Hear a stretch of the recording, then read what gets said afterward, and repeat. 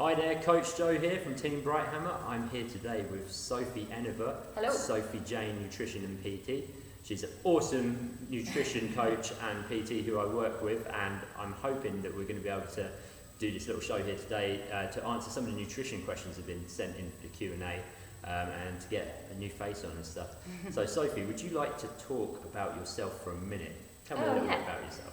I'm not prepared for this, but yeah, let's do it. Okay, I'm going to time you and everything. Okay, we're going to go in 3, 2, 1, go. Let's go. So my background is actually in sport and exercise science, and then I specialise in sport and exercise nutrition at Loughborough University. And from there I went to work in the dairy industry, which I still work part-time. But last year decided I wanted to do more with the PT side of things. So I got my qualification, and this year I set up my own business, Sophie Jane Nutrition PT, with the aim of just basically helping people get healthier, fitter with a combination of nutrition and exercise. So it's what I love to do, and I like to preach it as well. Awesome. And you did that in record time. You didn't even take a whole minute.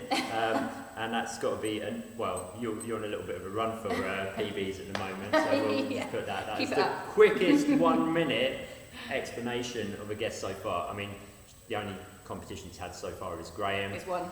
Yeah, so Graham, you're Watch going to out. have to train on that a little bit more. So, we're going to go do some questions, but the first question I'm going to ask, just to set the tone, is the one from last time's show, and that is, what would you be more scared of or prefer, a horse-sized duck or a duck-sized horse? I did think about this question.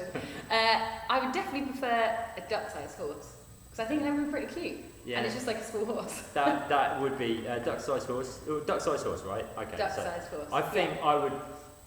Yeah, I think I would go with that, but I wouldn't want to face one in single combat, but the end result would be pretty tasty because I quite like duck, even though it's quite fatty, but you could defeat that duck in single combat and then have it on your cheat day. This is true. With massive bedsheet sized pancakes. Anyway, now that I've just lowered the tone completely, let's talk about some questions. Let's read these out. So the first question is from Simon Chilly, who's on Team Brighthammer. Hello, Simon. And his question is, how do I maintain a healthy or healthy enough diet when I don't have time to prepare my meals and I travel a lot for work? The world is full of sandwiches and I only have so much willpower. It's a good question, and it's probably a question that a lot of people have. First of all, what I'd say is that if you cook dinner in the evening, then you do have time. It's all about being as efficient as possible with that time. So if you're cooking chicken in the evening, chuck in an extra chicken breast, put on some broccoli to boil and chuck in some sweet potato fries in the oven. Just cook your lunch at the same time as cooking your dinner. That's probably the first thing I'd say. So no excuses there. However, if you can't take that sort of thing with you on the road, because obviously it's hard to transport that sort of thing sometimes, I would just say to be as planned as possible. Firstly, you can stop at healthier service stations. I've got M&S, for example. I know it's a bit more expensive, but this is your health at the end of the day, and it's worth investing that extra £3 on a healthy lunch. And secondly, I'd write a list of foods and stuff that you can get in service stations that you will keep on plan. So things like nuts, jerky. You can actually get pretty good pre-packed salads these days. So just kind of write a list of things that you're going to do and keep to it. Just stick to the plan. Brilliant advice there. I think preparedness is everything when it comes to nutrition, because then you're going to be managing your choices rather than managing compromises on the road, and then not finding yourself in the pork pie aisle, sort of stocking up. But I'd like to point out actually, Simon is a massive fan of sweet potato fries, so I'm glad that you mentioned about that. That was almost meant to be. Almost meant to be. So there's a follow-on question from that, which I think is quite interesting on the whole sandwich thing. That's from Rebecca Howard. Hi, Rebecca.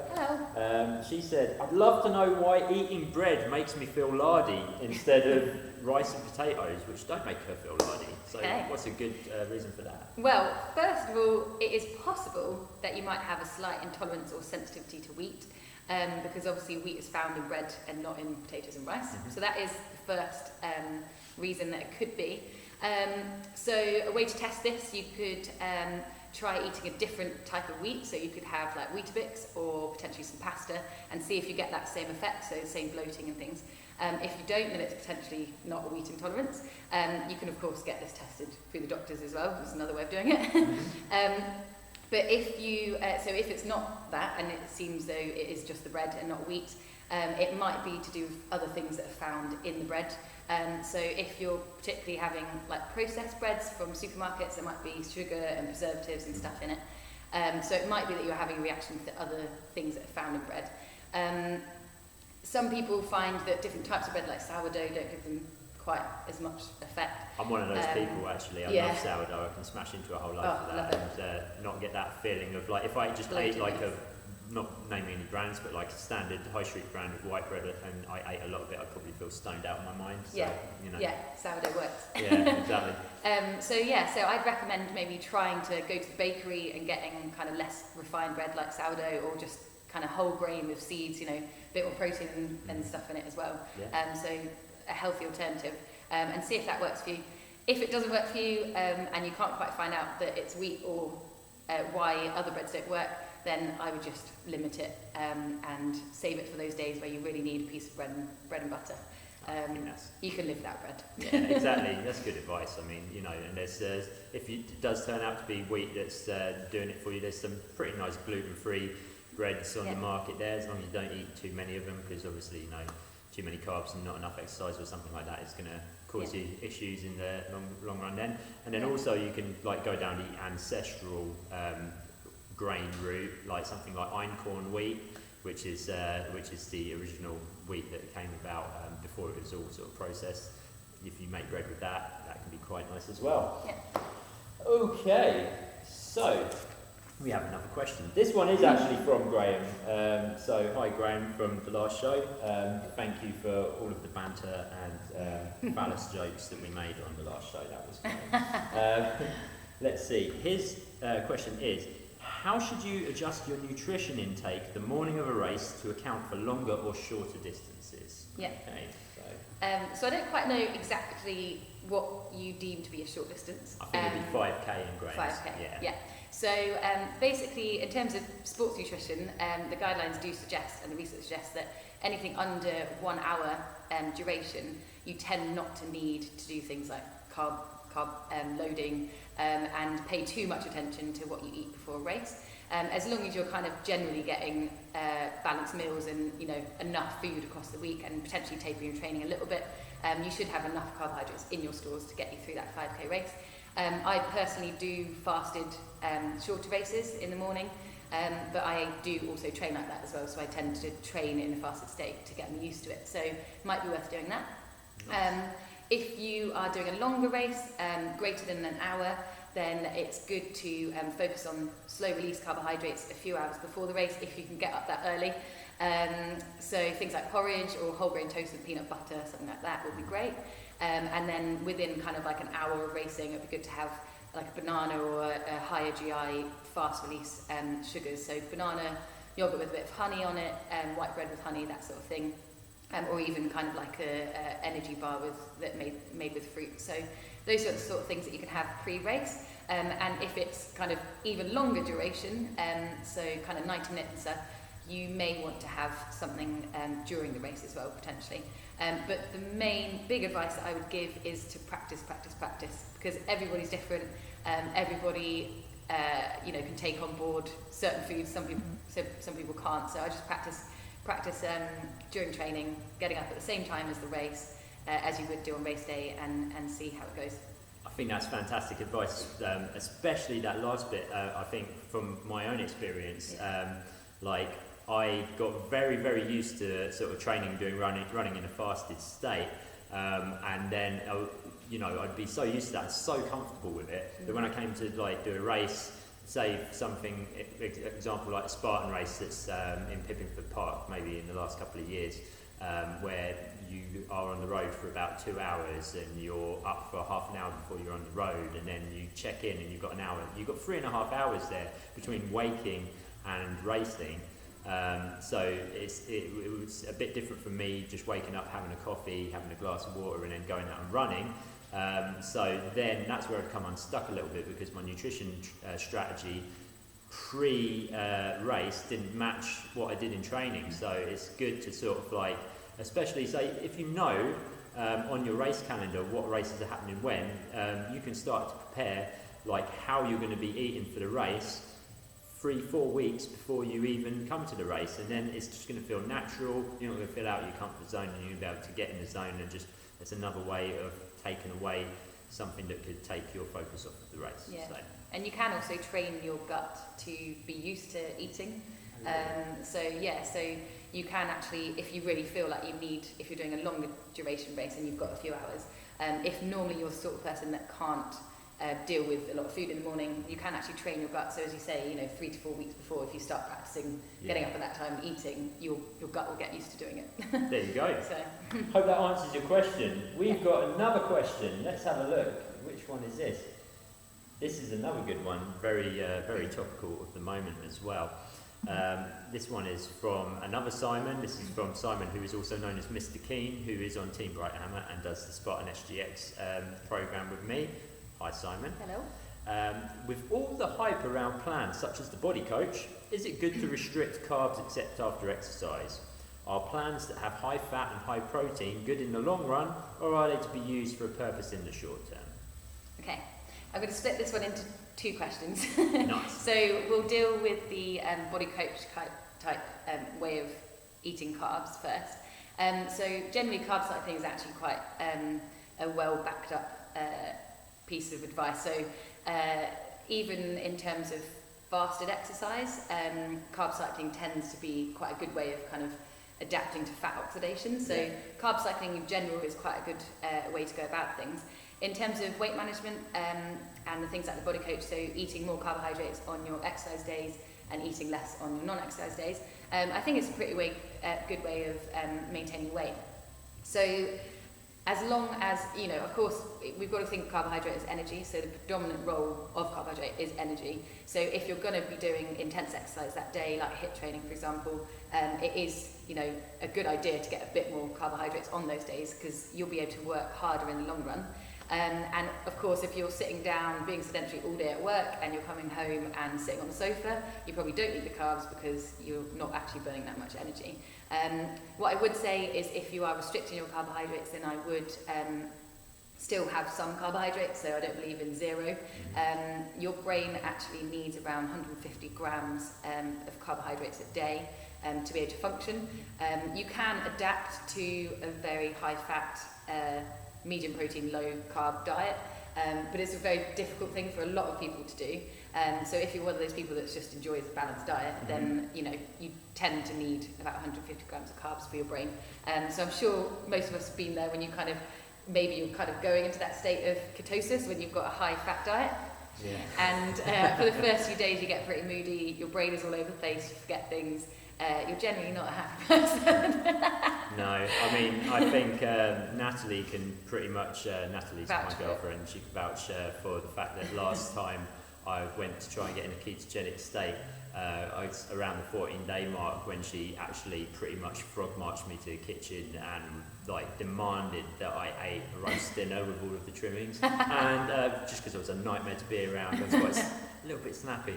So yeah, if you can ride that out, then you can get, I think, some good results from it. But I think the thing with a low carb approach is it can make you moody and stuff, and that can be a problem with satiety and energy levels and stuff. Yeah. I tend to get around that by just eating more frequently, but it's still, there's a little bit of a compromise there, I think. Yeah, so.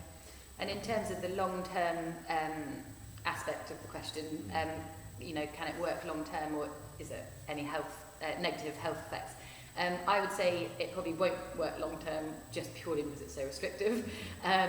It's definitely something that has good results in the short to medium term, but you probably would vouch that it's not a way of living. No. It's quite difficult to eat a high-fat, moderate protein, low-carb diet in the long run. Yeah. It is a very restrictive diet. You have to be especially planned and prepped if you're going to do it. Yeah. So I personally believe in balance in my life, and actually, so the way of working that Body Coach does, low carb sometimes, high carb sometimes, and cycling your carbs does work for me. So yeah, I recommend it. I think that's spot on as well about saying not doing it all the time. I think it's in everyday life you only have so much willpower and energy that you can put into something, and sometimes that has to go into other things. So like sometimes it's good to have a moderate diet and train very hard, and sometimes it's good to have a moderate diet and train moderately, and then sometimes it's good to have like a hard diet and then train pretty easy. Depends what your goals are, but like, you know, just a bit of give and take there just for up here, so you don't drive yourself and everyone around you crazy. So Got to have toast every now and then. oh god, and cake. I love cake. Right. Okay, so this is like the last question. This is from Phil Cook, who is obstacle racer for Team Brighthammer and on the Spartan program here at Fitness Hub. He's got a really interesting question. It's quite a toughie, but he says, I work shifts, so every other week I am working late into the evening and sleeping some of the day. How can I get my body used to getting food at different times? It's hard to regulate and I seem to put weight on whilst I'm on lates. Yeah. So there's no denying that shift work is hard. It takes its toll on the body, so I'm not surprised that you're kind of struggling from now and again. But there's light at the end of the tunnel. There is certain tweaks that you can do to try and keep your health on the top of its game. So the first thing is just to try and, as much as possible, stick to a routine. I know that's obviously really difficult, a lot easier said than done with shift work. But if possible, try and mimic as close you can your normal routine with your shift work. So in terms of eating patterns, so you might want to stick to having your kind of main meal still in the evening, kind of before you go on shift work, and try not to eat too much when you're in that shift, so overnight. So what I would suggest is having some good quality snacks with you and just eating little and often, as opposed to having a big meal throughout that time. So keep things like nuts, jerky, peanut butter and apple, we love that one.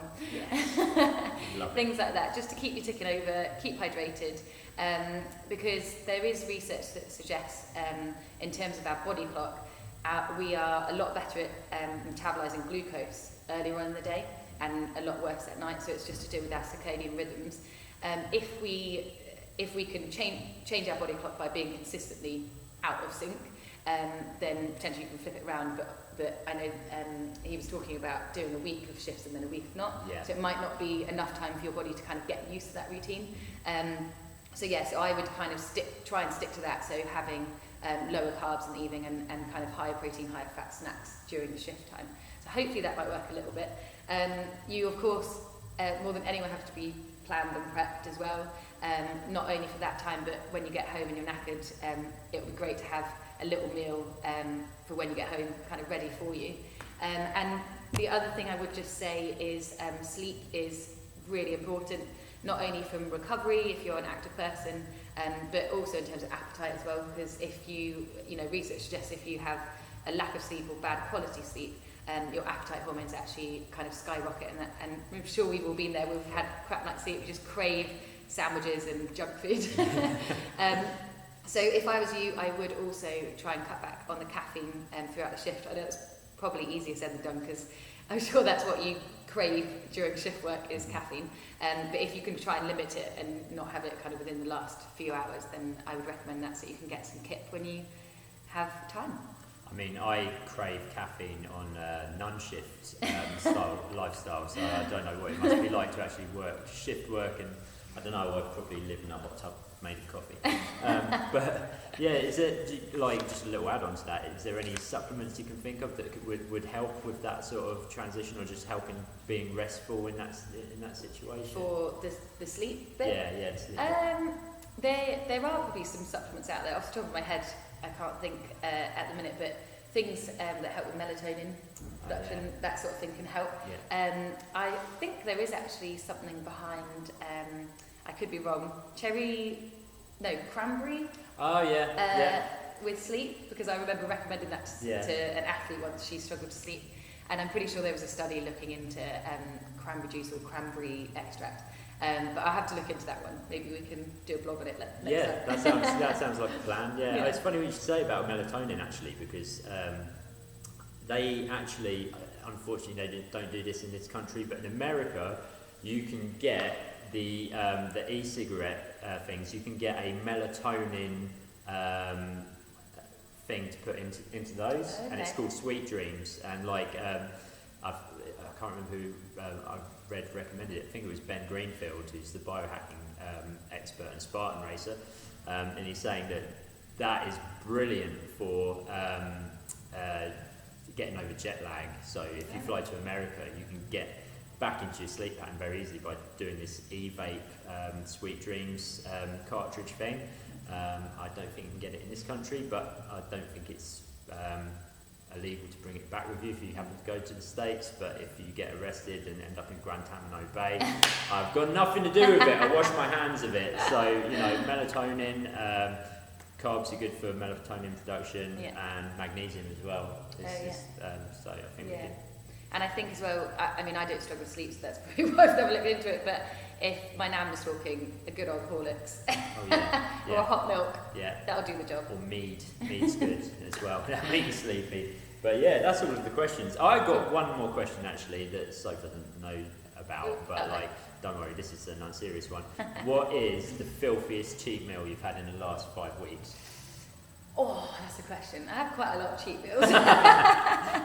I'm a very realistic nutritionist and I love my food.